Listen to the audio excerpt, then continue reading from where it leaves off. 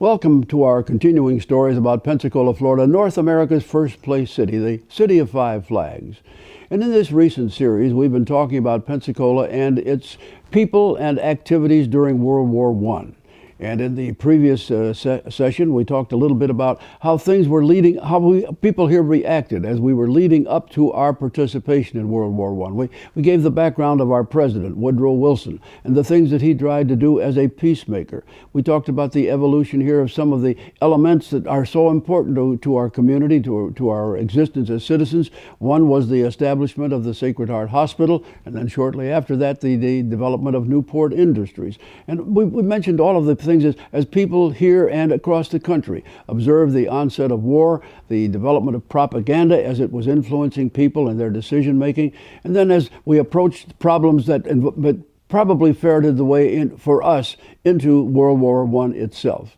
And one of those things, of course, was an event that most people today have long forgotten about, and that was our involvement in Mexico.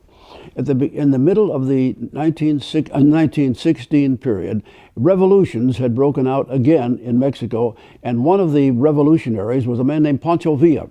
And Pancho Villa was, of course, being opposed by the man who had supposedly been elected properly as the president of Mexico. And this man asked President Wilson if he would send help. And as a result of that, the United States Army, almost all of it, led by General John J. Pershing, entered Mexico from Texas and began to pursue Pancho Villa and his armies. And this was a sort of a hare and hound sort of affair for almost 6 months. The American Army went back and forth, up and down, trying to catch and get a confrontation with Pancho Villa, and they could not do it. In other words, this was a totally unsuccessful event. Well, as we approached the end of 1916, it was becoming increasingly obvious that the United States might be approaching war, our entry into the war in Europe.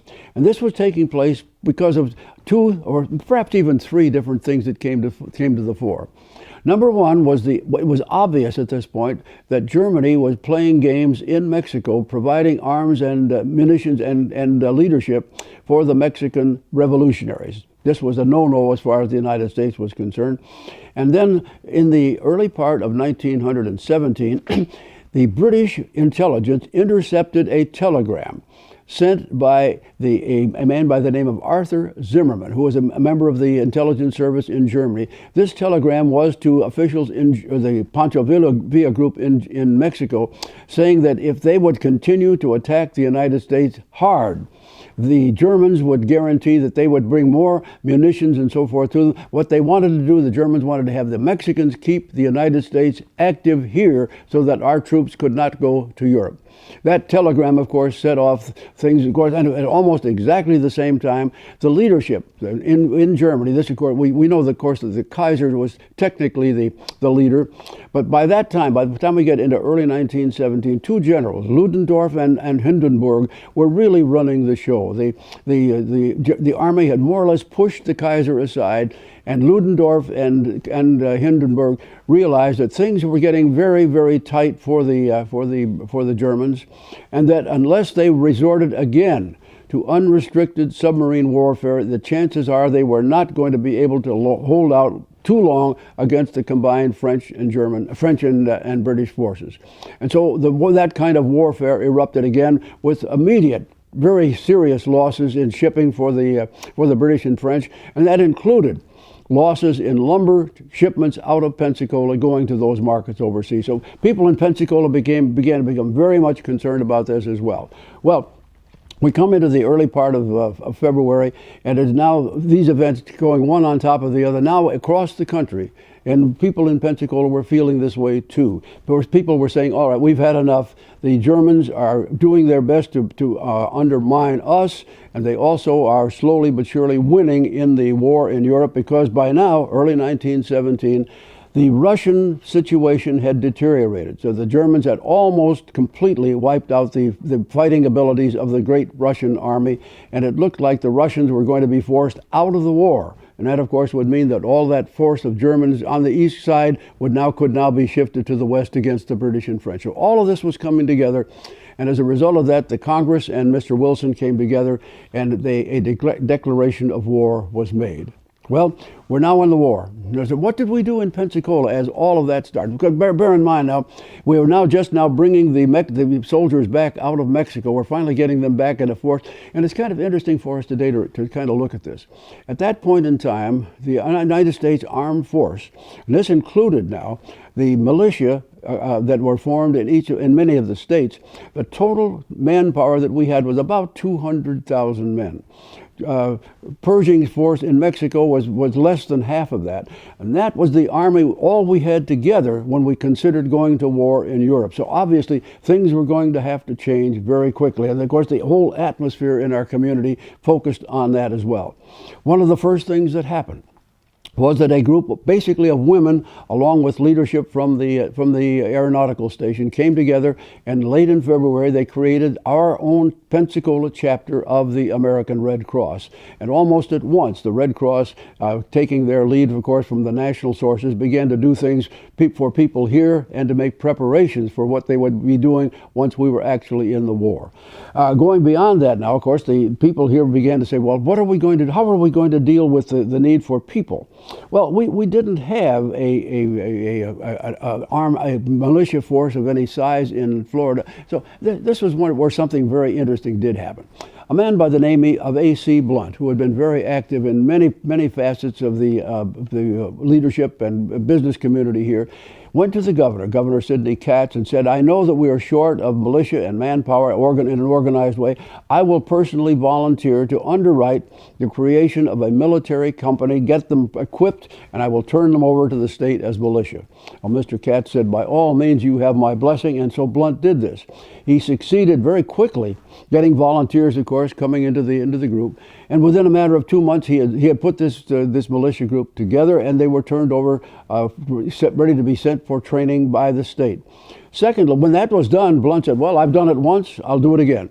So he went back to the governor and said, may I put together a second company? And once again, Mr. Blunt was the organizer of a second company coming out of Pensacola. He wasn't through yet, though.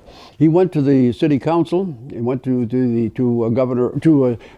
Mayor Johnson. He said, now we ought to have some form of home guard here, just in case. He said, what I would like to do is get your permission to organize a home guard, and I'll go to men who are obviously going to be outside drafting age if indeed we get into the draft of manpower for the Army, and I'll put together a home guard if you want it. And Mr. Johnson said, we bless you, sir. Well, and of course that proceeded as well. And then Mr. Blunt went still more. He turned to some of the ladies' clubs of the area and began to organize what they could do as input to help the local community as the country and the city became involved in the war. Well, that was the next step.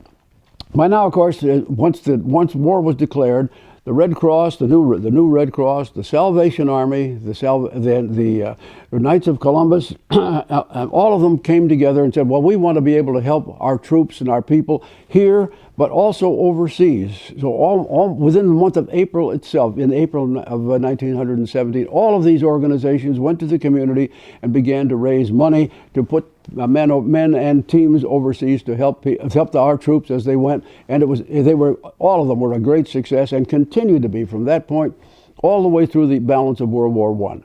Now, as you went a little bit before that, of course, we came across something that was going to be pretty obvious, and that was that food was going to be a weapon, because we were going to have to feed not only our own population, but then our armed forces as they came in as a group.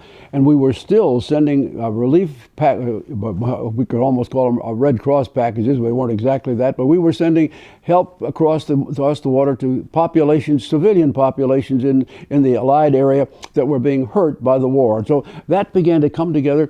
So we have a whole campaign now on food.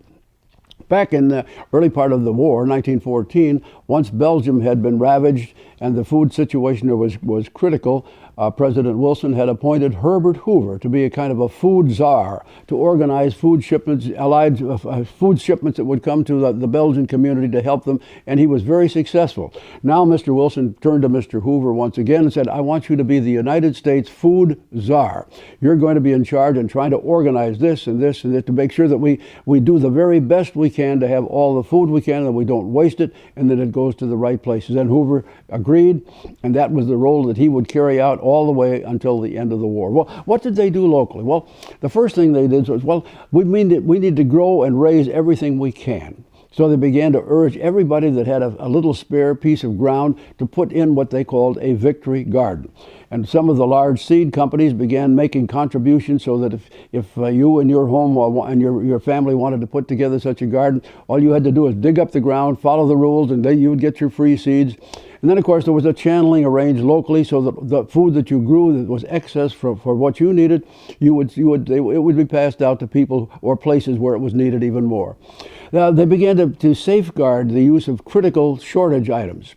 For example, we hadn't been the United States hadn't been in the war but a few months when we began to have meatless Wednesdays. In other words, that when the restaurants and homes were urged not to serve meat on Wednesdays of each week, and then we had breadless Tuesdays. So people were trying to save in the consumption of wheat to do that, and of course, all of the restaurants appreciated this. They went along with it as well, and everyone did a fine job. The various clubs came together and taught women how to can things. So we began to can peaches and vegetables and all sorts of things. And this was for basically to encourage the things that we needed at home so that the other things that were grown could be sent to other places where they were needed most. So they did this.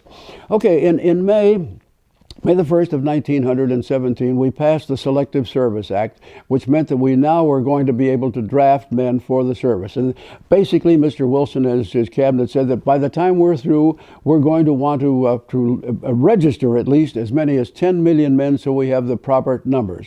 And of course, at each area, each level, you had to have a draft board that took care of the encouragement of people coming in.